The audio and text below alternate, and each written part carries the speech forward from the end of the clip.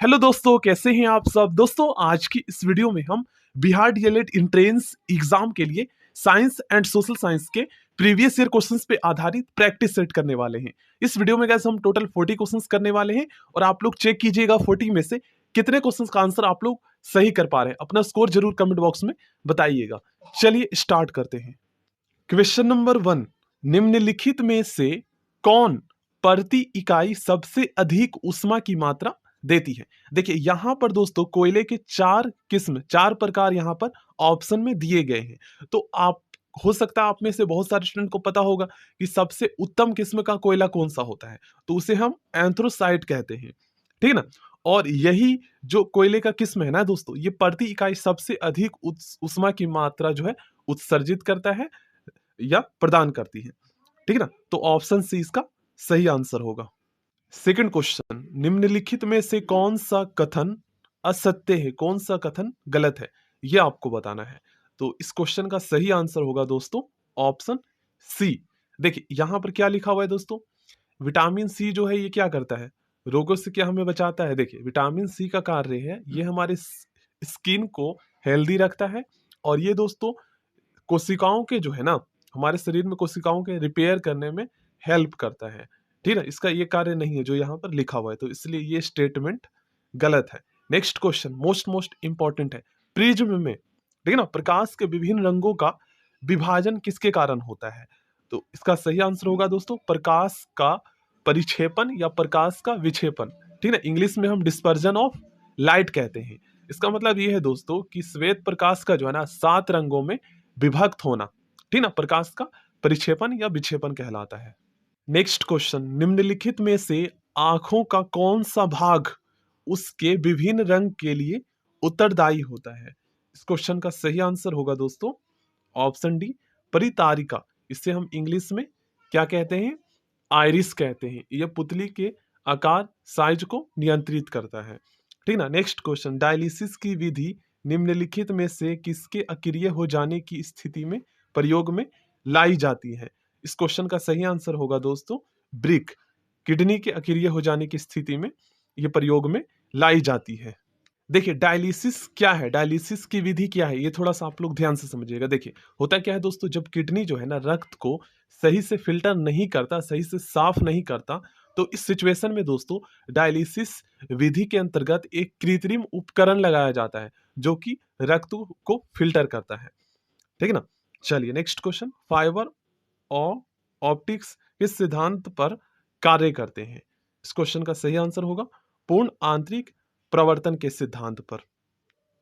देखिए fibre optics क्या है ना दोस्तों, सूचनाओं को, इंफॉर्मेशन को जो है प्रकाश के तरंगों के माध्यम से भेजने की जो है ना, ये एक मतलब कि कह सकते हो माध्यम है फाइबर ऑप्टिक्स, जिसके अंतर्गत इंफॉर्मेशन को जो है एक माध्यम से दूसरे माध्यम में जो है प्रकाश के तरंगों के माध्यम से भेजा जाता है।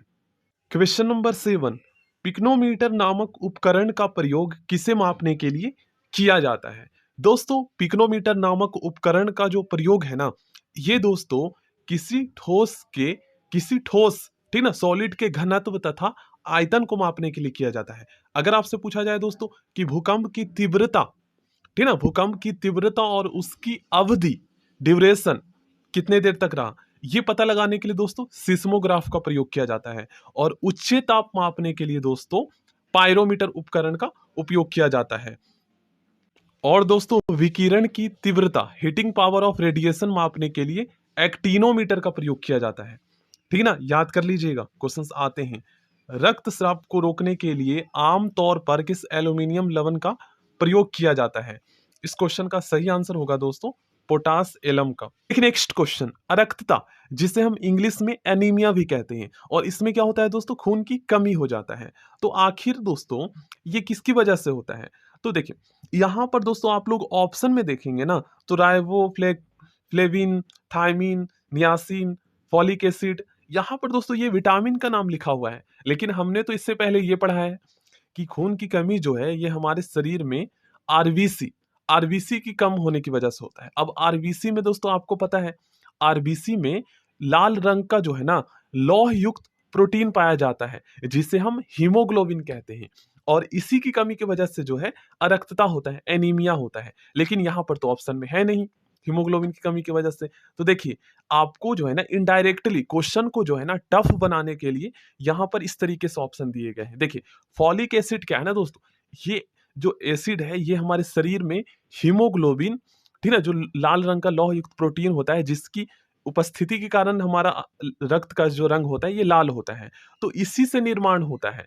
तो इसी की जब कमी हो जाएगी तो आरबीसी में हीमोग्लोबिन का निर्माण कैसे होगा। तो इस तरीके से क्वेश्चन बनाकर दिए रहते हैं। देखिए कितना टफ पूछा गया है। फॉलिक एसिड होगा इसका सही आंसर। एकमात्र पक्षी कौन है जो पीछे की ओर उड़ता है? देख लीजिए इसका सही आंसर होगा गुंजन पक्षी। नेक्स्ट क्वेश्चन करते हैं, निम्न में से किसे अनुवांशिकी का जनक कहा जाता है? दोस्तों ग्रेगर जॉन मेंडल को अनुवांशिकी का जनक कहा जाता है। ग्रेगर जॉन मेंडल को अनुवांशिकी का पिता कहा जाता है।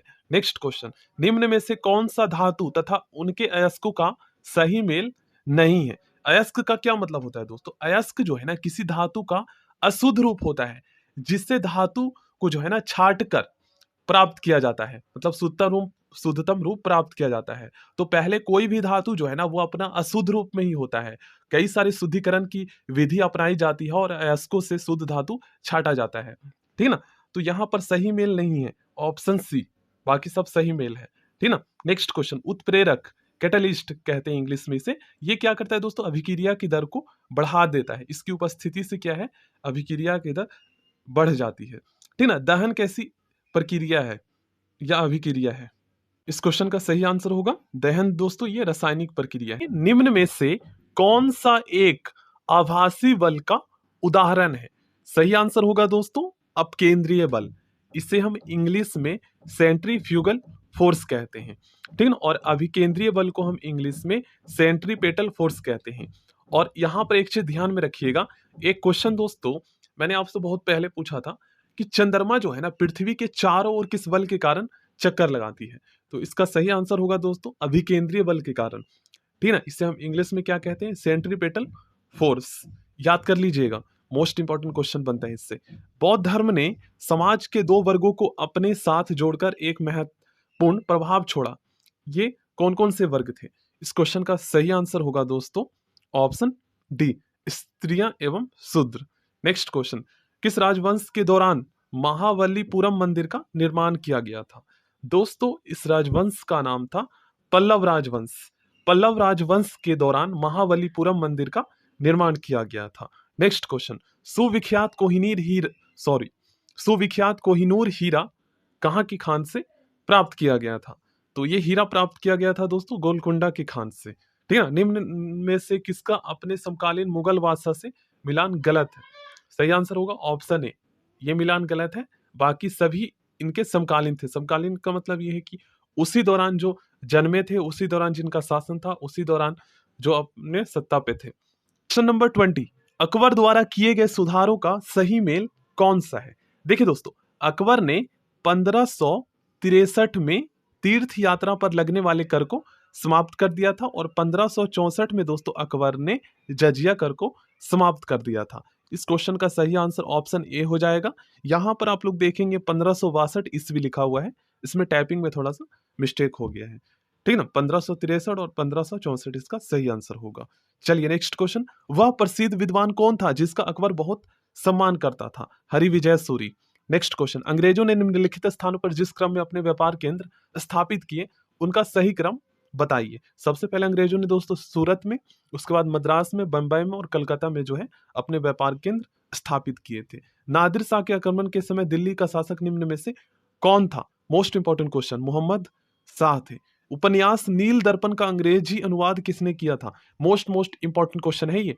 सही आंसर होगा दोस्तों मधुसूदन दत्त ने, ठीक ना। चलिए नेक्स्ट क्वेश्चन, गांधी जी की सबसे महत्वपूर्ण शिक्षाएं निम्न में से कौन सी है? मोस्ट इंपॉर्टेंट क्वेश्चन है। इसका सही आंसर होगा दोस्तों ऑप्शन सी, केवल 1 और 2, ठीक ना। चलिए आगे बढ़ते हैं। भारत सेवक समाज की स्थापना गोपाल कृष्ण गोखले द्वारा किस वर्ष की गई थी? इस क्वेश्चन का सही आंसर होगा दोस्तों 1905 ईस्वी में किया गया था, ठीक ना। भारतीय सेवक समाज की स्थापना गोपाल कृष्ण गोखले के द्वारा 1905 ईस्वी में की गई थी। और देखिए गोपाल कृष्ण गोखले जी दोस्तों महात्मा गांधी जी के राजनीतिक गुरु थे। इससे क्वेश्चन आते हैं कि महात्मा गांधी जी के राजनीतिक गुरु कौन थे? गोपाल कृष्ण गोखले। नेक्स्ट क्वेश्चन, किसी देश का आर्थिक विकास किस पर निर्भर करता है? मोस्ट इंपॉर्टेंट क्वेश्चन है। इसका सही आंसर होगा दोस्तों उपयुक्त सभी। ठीक है ना, ये सारे फैक्टर है जिस पर किसी देश का आर्थिक विकास निर्भर करता है। नेक्स्ट क्वेश्चन, घटिया वस्तु के संबंध में मांग की आय सापेक्षता कैसी होती है? इस क्वेश्चन का सही आंसर होगा दोस्तों ऋणात्मक। क्वेश्चन नंबर 29, निम्न में से कौन सा कर केवल राज्य सरकार द्वारा लगाया जाता है? दोस्तों मनोरंजन कर जो है ये राज्य सरकार के द्वारा लगाया जाता है। इसमें दोस्तों फिल्म, संगीत, थिएटर, ठीक है ना, नृत्य, मनोरंजन की वस्तुएं, ये सभी आ जाता है। जैसे कई बार आपने ये सुने होंगे कि कुछ मूवी जब रिलीज होता है दोस्तों को, तो कुछ स्टेट्स के जो मुख्यमंत्री होते हैं वो उसको कर फ्री कर देते हैं, टैक्स फ्री, सुने होंगे। तो ये राज्य सरकार के अंतर्गत आता है। आयकर दोस्तों ये भारत सरकार के अंतर्गत आता है, कह सकते हो केंद्र सरकार। और संपत्ति कर, निगम कर, ये नगर निगम और नगर पालिकाओं और के अंतर्गत आता है। ठीक है ना। क्वेश्चन नंबर 30, भारत में योजनाबद्ध अर्थव्यवस्था किस पद्धति पर आधारित है? दोस्तों भारत में योजनाबद्ध जो अर्थव्यवस्था है ये दोस्तों समाजवादी व्यवस्था पर आधारित है। किससे प्रभावित है दोस्तों? तो ये सोवियत संघ से। ठीक ना। नेक्स्ट क्वेश्चन, मध्य रात्रि सूर्य का क्या अर्थ है? मध्य रात्रि सूर्य का अर्थ होता है दोस्तों सूर्य का ध्रुवीय वृत्त में देर तक चमकना। निम्नलिखित में से कौन सौर परिवार से संबंधित नहीं है? निहारिका। निहारिका को इंग्लिश में दोस्तों हम नेवियुला कहते हैं। और ये क्या है ना दोस्तों, धूल और गैस का एक विशाल बादल होता है, इसलिए ये सौर परिवार का अंग नहीं है, या कह सकते हो सौर परिवार से संबंधित नहीं है। चलिए नेक्स्ट क्वेश्चन करते हैं। बृहत्तर ग्रेटर हिमालय का दूसरा नाम क्या है? दोस्तों ग्रेटर हिमालय का दूसरा नाम है हिमाद्री। इसे हिमाद्री के नाम से भी जाना जाता है। ये कहाँ स्थित है? नेपाल में। कुल्लू घाटी किसके बीच स्थित है? ये घाटी दोस्तों धौलाधार एवं पीर पंजाल के बीच स्थित है। धौलाधर एवं पीर पंजाल के बीच स्थित है कुल्लू घाटी। भारत की जलवायु पर निम्नलिखित में से किसका प्रभाव नहीं पड़ता?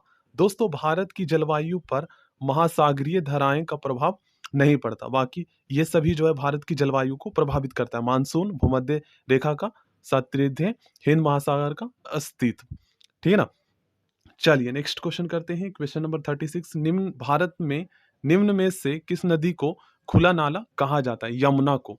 याद कर लीजिएगा। नेक्स्ट क्वेश्चन, मानव गतिविधियों से परिवर्तित पर्यावरण क्या कहलाता है? एंथ्रोपोजेनिक पर्यावरण कहलाता है। संविधान के अंतर्गत भारतीय लोकतंत्र के आदर्शों को हम कहाँ देख सकते हैं? प्रस्तावना में, प्रियम्बल्स में।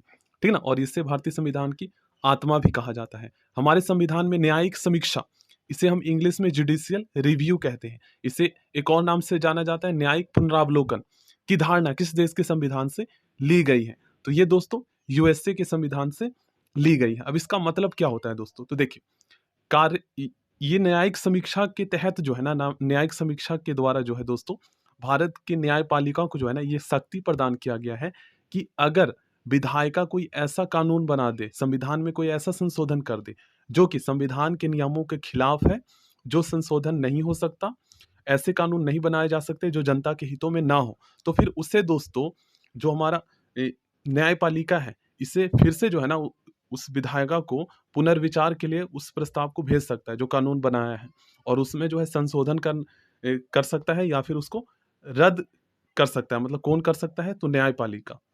ठीक ना। यही है शक्ति न्यायिक समीक्षा की। कोई राज्य उन अधिकारों द्वारा जाना जाता है जिन्हें वह बनाए रखता है। यह कथन किसका है? यह कथन दोस्तों लॉस्की का है।